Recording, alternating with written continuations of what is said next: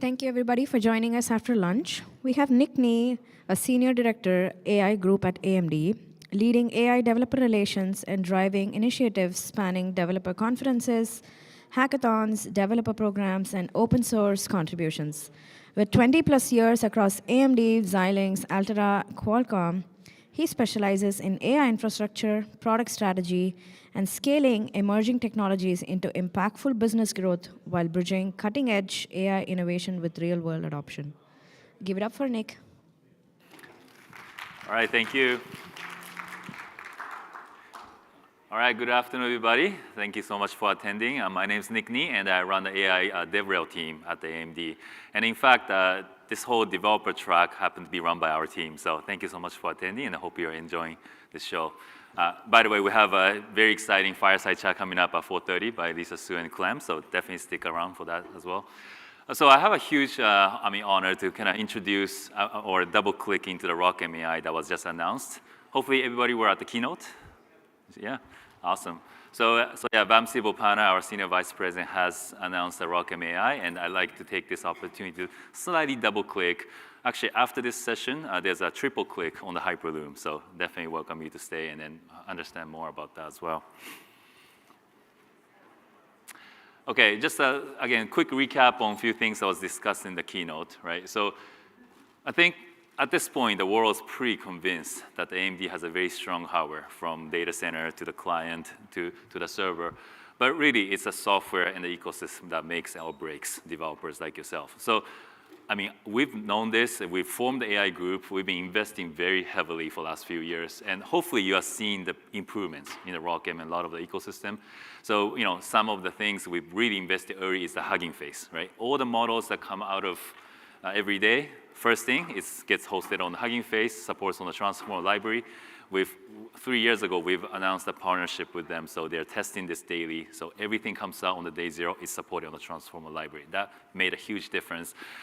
The top open source community projects are super important, right? Chances are you're probably using some of the top frameworks to do your training, to your RL, to your inference. So it's super important for us to support all the features that comes out on the day zero.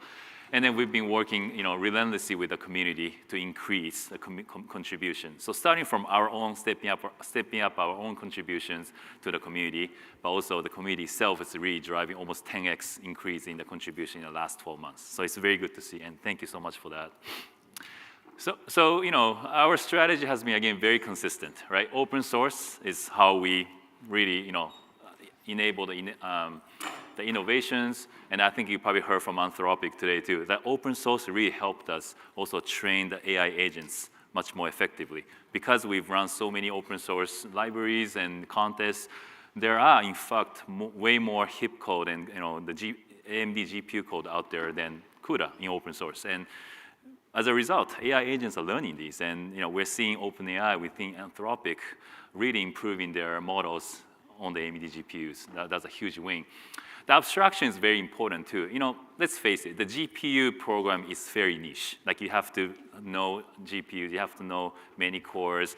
How do you do a synchronization? It's a pretty difficult skills for a lot of people. So raising the abstraction to something like a Pythonic level will really widen, right, the number of people who can develop GPUs. But even for those of you who develop GPUs already, we give you the time to performance improvements by going higher abstraction layer. And I'll talk more about that during the talk as well. So the open source, again, these are some of the most important frameworks. We have daily CIs. We support them when the new features come out. So chances are you're probably developing your projects using one of those frameworks, and it's supported seamlessly. The models are super important. So not only we support day zero, we actually work with most of these frontier model companies even before they release it. So we make sure everything is working on the day zero. On the abstraction, I want to maybe zoom into one example that we launched. So, Phil Tillett from OpenAI was on the keynote, and he talked about the Triton and the Gluon. That's a great example. We've also, from AMD, launched something called FlyDSL. And this is basically a Pythonic DSL language, right? So this is a kind of simple example on the left side. We're using CUDA HIP-like programming. Again, it's very writable, but you do have to understand all the many cores, how the memories are being shared. You have to write basically code for each of the engines, and then you have to think about the corner cases and how do you synchronize them, all that. It does take a lot of those thinking there. On the other hand, if you write this in the Pythonic DSLs, it looks much more like algorithm. Like you're writing a sequential algorithm, and the compiler in many cases will take care of these synchronization and the mapping to the many cores. So it's definitely much more algorithm focused, and it's easier to write.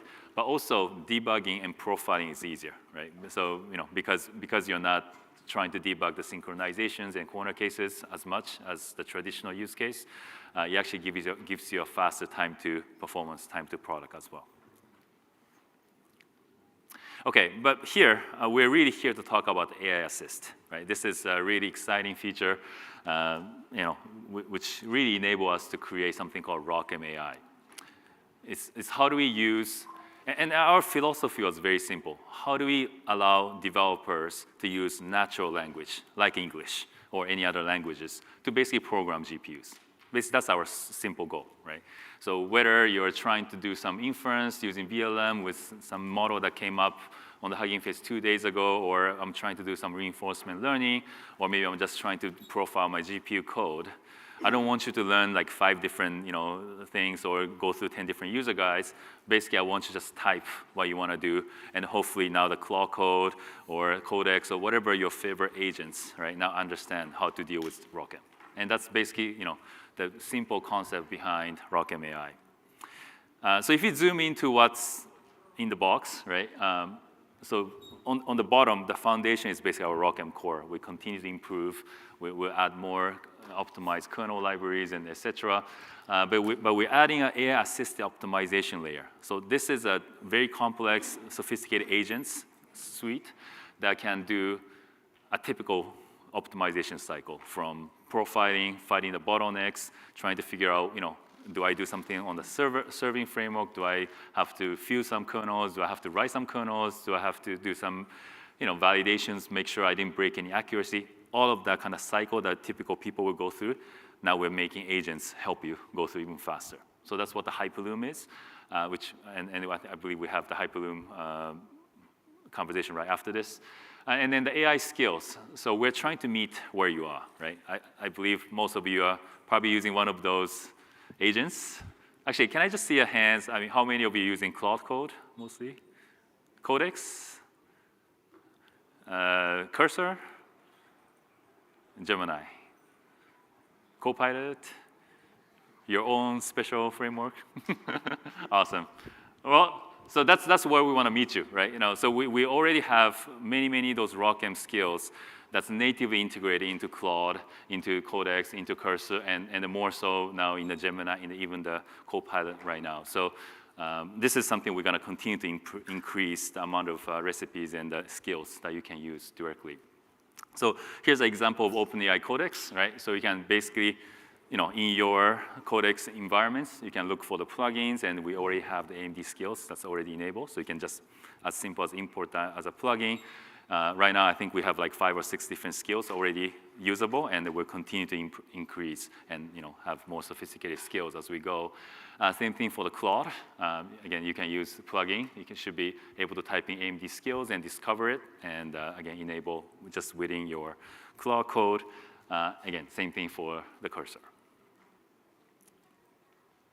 Okay, so let me just kind of double click on the demo that was shown in the keynote. So this was shown as a running DeepSeek version 4 Pro on the Helios. So as you can see, the prompt was as simple as run DeepSeek v4 on Helios. So that's as simple as we want this input to be, right?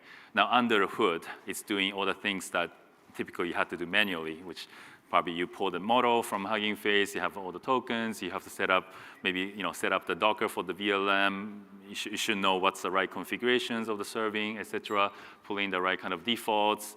Of course, I haven't even talked about the health check of the GPUs, make sure the model fits, right? You may have to pick the right kind of quantizations if somehow, the memory doesn't fit, et cetera. So typically you go through all that steps, basically with the one single prompt, we're able to just launch the VLM, launch the APIs, and you are able to connect as a client and here doing a simple point. But of course, it could be anything else.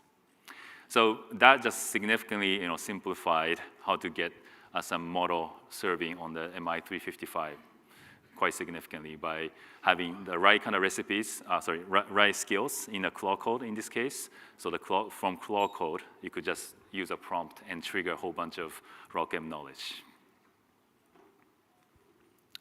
Okay, so now I want to just quickly touch Hyperloom. I'm sure the next section is going to go into a lot more details. So this is, like I mentioned, the typical kind of 5 steps, right, that people go through. So first, okay, let's just say we started from the model DeepSeek, right? Let's say the performance was pretty decent, but you feel like you can do better than that, right? So the first thing is you want to establish a performance baseline. You know what's the performance, what's the interactivity, what's the number of concurrency you can run, and based on that, do a profiling, trace it, and then you can probably see some hotspots. Maybe there's some inefficiency in the communications. Maybe there's some kernels that are taking a long time. Maybe there's something else that's funky, right? So you run these traces, and based on that, probably the first thing is like, hey, is it at the framework level, right? Can we tune something? It could be as simple as some parameter changes or just pulling some different libraries.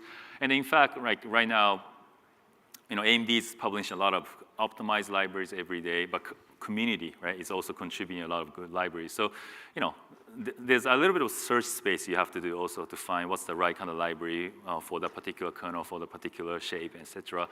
And then finally, maybe there's something missing, right? Maybe there is an opportunity to write a new GPU kernels, or maybe even fuse some kernels, and that's something Hyperloom can do as well. So again, double-clicking into the demo that was shown on the keynote, right?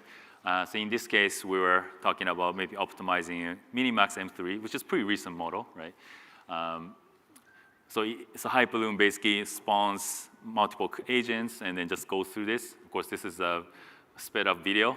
It does take a little longer than this, but it goes through all the performance traces and finding the bottlenecks.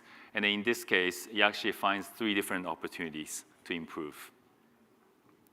So let's wait till the end. So in this case, I think the Hyperloom actually found a shared expert fusion. So in the Minimax, there's a shared experts followed by a bunch of routed experts, right? So you found the opportunity to fuse them so that you actually have less kernel launch overheads and then less memory back and forth. So basically, Hyperloom did the fusion for you.